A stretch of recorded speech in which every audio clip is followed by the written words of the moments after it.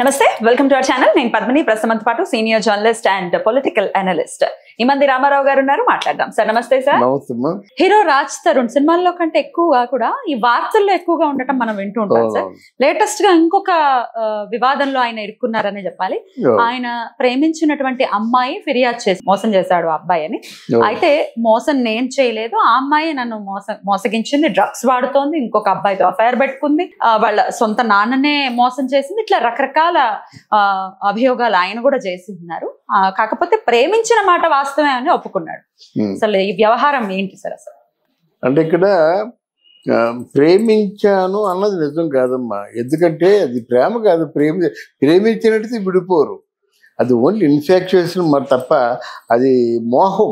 అది ప్రేమ కాదు. లాస్ట్ ఇకపోతే ఇలాంటి ప్రేమ అనుకొని మోహంలో పడేవారంతా కూడా వాళ్ళ నాన్నలకి వాళ్ళ అమ్మలకు మోసం చేస్తారు కదా. లావణ్య వాళ్ళ అమ్మకి మోసం చేసింది, వాళ్ళ నాన్న మోసం చేసింది చెప్తే విశాఖపట్నంలో ఉన్నటువంటి వీళ్ళ అమ్మకి నాన్నకి మోసం చేశారు కదా. ఏదో ప్రయోజకుడు అవుతారు, మంచి హీరో అవుతారు, వాళ్ళకి ఫ్యామిలీ బ్యాక్గ్రౌండ్ మంచిదే రాస్తుంది. అయితే ఎలా ఉండడం మాత్రం వాళ్ళు చేసిన తప్పే. ఇప్పుడే కాకుండా అంతకుముందు లోగటి రోజుల్లో కూడా ఈయన వార్తల్లో ఉన్నాడనమాట. డ్రగ్స్ వ్యవహారాల్లో అంతా. లావణ్య కూడా డ్రగ్స్ వ్యవహారంలో ఉంది. అదే లావణ్య క్యారెక్టర్ అంత మంచిది కాదు. ఆయన చెప్తున్నది ఏంటంటే లావణ్యకి మస్తాన్ అనే ఒక యువకుడితో ఇంకా స్టిల్ ప్రేమలో ఉంది. వాళ్ళిద్దరూ విడిపోవడం కూడా కారణం అన్నమాట. తర్వాత వీళ్ళు ప్రేమలు తగలయ్యా ఏమిటంటే వీళ్ళు తాగుళ్ళు గొడవలు ఎన్ని వ్యవహారాలు ఉంటాయన్నమాట. అంటే ఆ మస్తాన్తో ఈ అమ్మాయి నేను మస్తాన్ నా ఫ్రెండ్, నువ్వు నా ఫ్రెండ్ అనే పరిస్థితి వచ్చేసరికి ఆయన తట్టుకోలేక వెళ్ళానని ఆయన చెప్తున్నాడు. ఆయన వెర్షన్ అది. ఈ లావణ్య ఏంటంటే నేను రాజ్ తరుణ్ తప్ప ఇంకెవరిని ప్రేమించలేదు, మా ప్రేమ గుర్తుగా ఆయన గుళ్ళో నన్ను పెళ్లి చేసుకున్నాను అంటుంది, కానీ ఆ పెళ్లి ఫోటోలు ఏవి చూపించటం లేదు. పెళ్లి మాత్రం అయిందని చెప్తున్నమాట.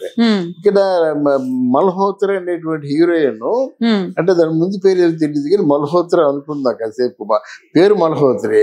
వీడికి ఏంటంటే ఒక మంచి పొలిటికల్ ఇన్ఫ్లుయెన్స్ ఉంది. ఒక సీఎంతో సత్సంబంధాలు ఉన్నాయి. చూడు నీ ఎంత చూస్తానని చెప్పేసి ఈ మల్హోత్రా తమ్ముడేమో చంపేస్తున్నాడు, బెదిరిస్తున్నాడు అని ఈవిడ చెప్తుంది అన్నమాట. ఆవిడ అంటే మల్హోత్రా అంటే నన్ను ప్రేమించాడు, నాతోనే ఉంటున్నాడు, మా కుటుంబంలో సభ్యుల్లాగా ఉంటున్నాడు అని చెప్పేసి ఆవిడ అంటుంది. లేదు నన్ను చాలా బాగా చూసుకుంటున్నారు, ఇక్కడ ఒంటరిగా ఉంటున్నాను, నాకు ఏ లోటు లేకుండా కుటుంబంలో చూసుకుంటారని మల్హోత్రా గురించి రాజ్ తరుణ్ చెప్తున్నాను అనమాట. ఇక్కడ ఇద్దరిని కూడా విచారించినట్టయితే వీటికి చాలా ఇష్టానుసారంగా నిర్ణయాలు తీసుకొని ఇష్టారాజ్యంగా వాళ్ళు ప్రవర్తించబట్టే ఈరోజు పోలీస్ కేసు అయింది. లేకపోతే ప్రేమించుకున్నారంటే దాన్ని నేను ఒప్పుకోనమ్మా. ప్రేమ ఎప్పుడు అంత స్వార్థాన్ని కోరుకోవద్దు. అసలు ఒకళ్ళు ప్రేమించిన తర్వాత రెండో వ్యక్తితో దొరికిపోవడం కూడా ఉండదు. చావైనా బ్రతికైనా ఆయనతోనే. అందులోనూ వయసులో ఉన్నారు కదా. ఎందుకంటే అదే వయసు మీరిపోయారు అనుకోండి, ఒక వాళ్ళు దాందే ఉంది, ఆయన ఎవరు లేరు కదా, ఎవరో ఒక మగతోడు అనుకుంటారు. అలా కాదు కదా. ఫ్రెష్గా ఉండి రాజధానికి వయసు ఎంత ఉంటుంది? మహా కష్టమైతే 30-35 ఉంటుంది, 33 ఉంటుంది. కనుక ఇదంతా కేవలం వాళ్ళ తాలూకు తొందరపాటు చర్య, బలహీనమైన చర్య వల్ల ఇప్పుడు నెక్స్ట్ ఆవిడ పోలీస్ కేసు పెట్టింది. రిటర్న్లో రాజధాని పోలీస్ కేసు పెడుతుందన్నమాట. నన్ను ఎలా మోసం చేసింది అంటే మామూలుగా పోలీస్ కేసు పెట్టరు కదా. ఇంత డబ్బు నా దగ్గర నొక్కేసింది, నన్ను పూర్తిగా నా కెరీర్నే నాశనం చేసింది అని చెప్పేసి ఆయన చెప్తున్నాడు అన్నమాట. డెఫినెట్గా అంతేలేండి. రాజ్ తరుణ్కి మంచి ఒక 2-3 సినిమాలు మంచివి పడ్డాయి. టాలెంటెడ్ కూడా అబ్బాయి టాలెంటెడ్. మోహన్ బాబు చిత్రాల్లో ఏదో యాక్ట్ చేశాడు. అలాగే రాజశేఖర్ కూతురు శివాత్మిక ఎవరు ఆవిడతో కూడా యాక్ట్ చేశాడు.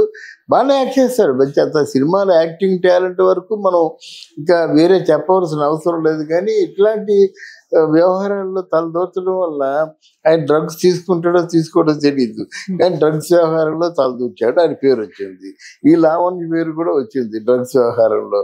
అంటే ఇద్దరు కలిసి తీసుకుని ఉండేవారు అన్నమాట. తర్వాత ఆయన కొంచెం రియలైజ్ అవ్వచ్చు, ఈ డ్రగ్స్ నాకు కెరీర్ పెద్ద ఎఫెక్ట్ అని ఆయన మానేయచ్చు, ఇప్పుడు కంటిన్యూ చేయొచ్చు. ఏదేమైనప్పుడు కూడా ఒకరితో ఒక సెటిల్మెంట్ లేకుండా రెండో అఫైర్ లో ఆయన అడుగు పెట్టడం అన్నది ఎలాగైనా ఆయన్ని చుట్టుకుంటుంది ఒకటి. డెఫినెట్లీ. అయితే ఈ సోషల్ మీడియా ఇంత వాస్ట్ గా పెరిగిపోయినప్పుడు రకరకాల చిన్న విషయం ఏదైనా బయటకు వస్తేనే తెగ వైరల్ అయిపోతుంది. ఇట్లా హీరోలకి సంబంధించిన వ్యవహారాలు అంటే ఇంకాస్త ఇబ్బంది పెట్టేటటువంటి పరిస్థితి. ఇప్పుడే కాదు, ఫ్యూచర్ లో కూడా కెరీర్ మీద ఏమైనా ఇంపాక్ట్ చూపిస్తుందని అనుకోవచ్చా రాజ్ తరుణ్ కెరీర్? అవునవును, అది కరెక్టే. ఎందుకంటే వాళ్ళు ఫ్యూచర్ని ఆలోచించుకుంటే ఈ పనులు చేయరు ఒకటి. రెండవది అది కెరీర్ చాలా వాల్యుబుల్ కెరీర్ అన్నమాట. ఒక రేంజ్ ఆర్టిస్ట్గా, నాని లాంటి ఆర్టిస్ట్గా పైకి వస్తే ఎదగలడు. కానీ ఆ రెండు కూడా మానేసి కేవలం ఈ ప్రేమ వ్యవహారాల్లో పడిపోయి రెంటికి చెక్కిన రేవుడిలాగా మధ్యలో ఆయన కెరీర్ బలైపోతుంది. అది మన బాధ. ఇప్పుడు ఈ పోలీస్ కేసులో చూసుకుంటాడా, ఆవిడ్ని కన్సోల్ చేస్తాడా, ఈవిడికి న్యాయం చేస్తాడా? ఒకవేళ మల్హోత్రాతో పెళ్లి చేసుకున్నట్టయితే ఆవిడేమవుతుంది? పొరపాటున ఈ పెళ్లి జరుగుతుందో తెలిసి ఆవిడ ఆత్మహత్య ప్రయత్నం చేసుకుంది అనుకోండి, అయిపోయింది కదా. ఇంకా ఇబ్బందులు, అవి ఇబ్బంది, కెరీర్ పోయినట్టే కదా. అంటే అది ఆత్మహత్య కాదు, హత్య అంటారు.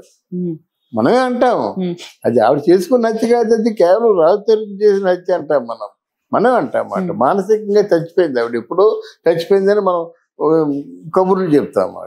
అందువల్ల ఇట్లాంటి చిక్కుల్లో ఉన్నటువంటి రాజ్ తరుణ్ ఎప్పటికైనా కళ్ళు తెరుచుకొని నిజాలు మాట్లాడుకుంటే బాగుంటుంది. డెఫినెట్లీ. అండ్ జాగ్రత్త కూడా వహించాలి.